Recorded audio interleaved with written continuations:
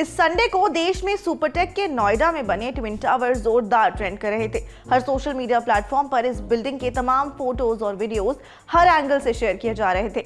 वजह यह कि इस 800 करोड़ की इमारत को सरकार ध्वस्त कर रही थी, माने गिरा रही थी। यहाँ ध्वस्त शब्द का इस्तेमाल इसीलिए कर रहे हैं क्योंकि जमीन दोस्त सुनते सुनते आप भी थक गए होंगे।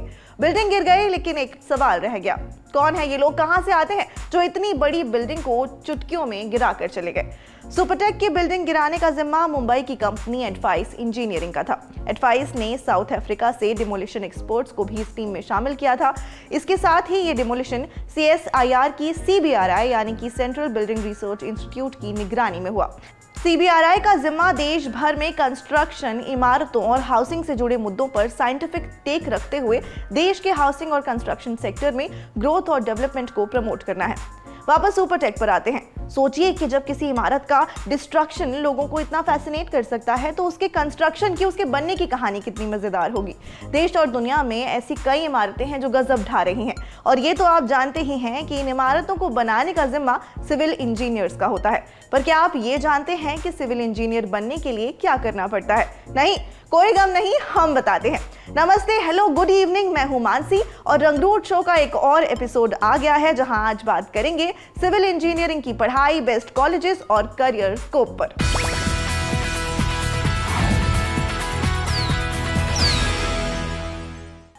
भारत जैसे फलते फूलते बढ़ते देश में सिविल इंजीनियरिंग का स्कोप बेहतरीन है। भारत एक डेवलपिंग कंट्री है जहां हर रोज कई नई इमारतों की नींव रखी जा रही है।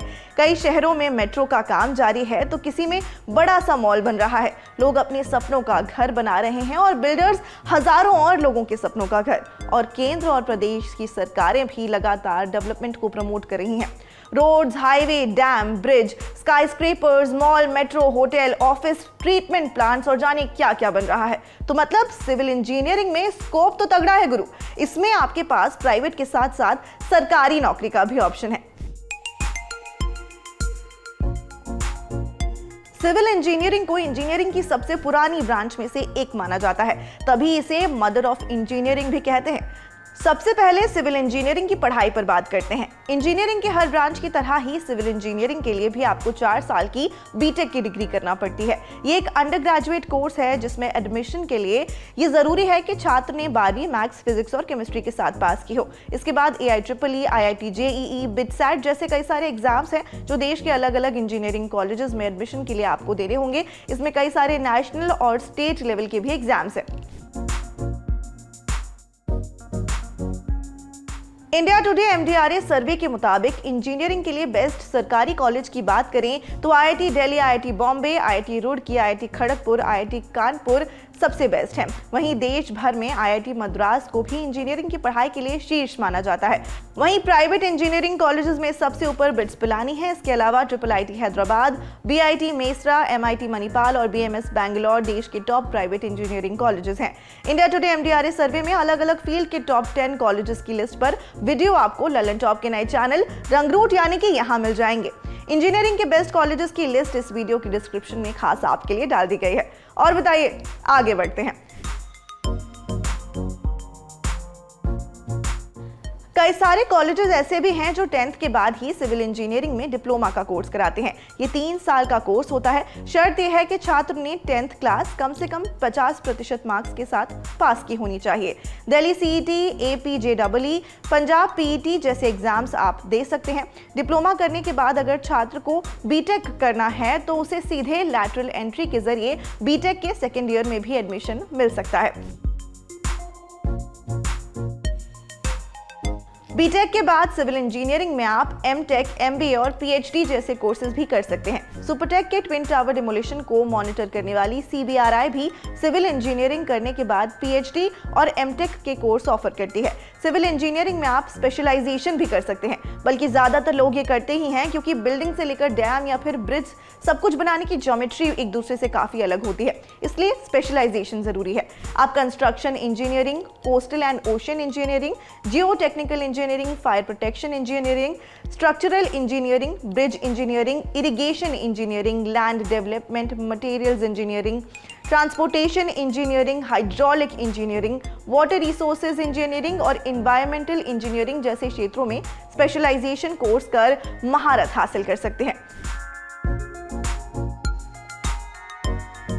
अब बात नौकरी की करते हैं। सिविल इंजीनियरिंग में सरकारी और प्राइवेट दोनों फील्ड में नौकरी की जा सकती है। अरे भैया, आप यूपीएससी भी दे सकते हैं। इंडियन इंजीनियरिंग सर्विस के जरिए आपको नौकरी मिल जाएगी और लगभग एक आईएएस ऑफिसर जैसी सुविधाएं होंगी। भावनाओं में नहीं बहते हैं और डिटेल में बात करते हैं। सिविल इंजीनियर कर चुके युवाओं के पास आगे कई सारे ऑप्शन हैं। आप यूपीएससी की engineering service exam, SSC JE, GATE, RRB JE, RRB SSE, state AE और जेई एग्जाम्स के अलावा साइंटिस्ट एबीसी ग्रुप के एग्जाम्स भी दे सकते हैं। यूपीएससी इंडियन इंजीनियरिंग सर्विस के जरिए चुने जाने वाले engineer public authority of India के क्लास 1 ऑफिसर्स के तौर पर शामिल होते हैं। इसमें ज्यादातर assistant engineer, assistant executive engineer, chief engineer की पोस्ट ऑफर की जाती है। सिविल इंजीनियर सरकारी बिल्डिंग्स, नगर निगम, सरकारी प्रोजेक्ट से लेकर भारतीय रेलवे, बिजली, टेलीकम्युनिकेशन, डिफेंस एडमिनिस्ट्रेशन जैसे सेक्टर्स में विशेष रूप से काम करते हैं। यूपीएससी के जरिए चुने जाने वाले सिविल इंजीनियर्स की शुरुआती सैलरी 45 से 50 हजार के बीच होती है। साथ ही उन्हें सरकारी नौकरी के साथ मिलने वाले तमाम पर्क्स भी मिलते हैं। गेट एग्जाम क्रैक करके आपको ONGC, airport authority of India, BHEL जैसे संस्थानों में नौकरी मिल सकती है। वहीं बाकी एग्जाम्स क्रैक कर आप नेशनल और स्टेट लेवल पर सिविल इंजीनियर की तमाम पोस्ट पर काम कर सकते हैं। इसमें इंटरेस्टिंग है साइंटिस्ट एबीसी ग्रुप के एग्जाम। इसे क्रैक कर आप इसरो और डीआरडीओ जैसे संस्थानों में काम कर सकते हैं, वो भी बतौर साइंटिस्ट। यानी सिविल इंजीनियरिंग करने के बाद आप साइंटिस्ट भी बन सकते हैं। इसके अलावा प्राइवेट सेक्टर में भी सिविल इंजीनियर्स की जोरदार डिमांड है। सुपरटेक के ट्विन टावर्स को ही ले लीजिए। इसे बनाने से लेकर इसे गिराने तक का काम बिना सिविल इंजीनियर्स के हो ही नहीं सकता था। प्राइवेट बिल्डर्स से लेकर बड़ी बड़ी प्राइवेट कंपनियां जैसे L&T, Tata projects limited, gammon India, Supertech, GMR group, Hindustan construction company जैसी सैकड़ों कंपनियों में सिविल इंजीनियर्स की जरूरत है। सिविल इंजीनियर्स देश की तस्वीर बदल रहे हैं। आज रंगरूट शो में फिलहाल इतना ही। ये शो आपको कैसा लगा हमें बताइएगा, और ये भी कि आप अगला शो किस टॉपिक पर देखना चाहते हैं। हमें अपने सुझाव, फीडबैक, आइडियाज, कमेंट्स और मेल के जरिए बताइएगा। शुक्रिया। देखते रहिए रंगरूट।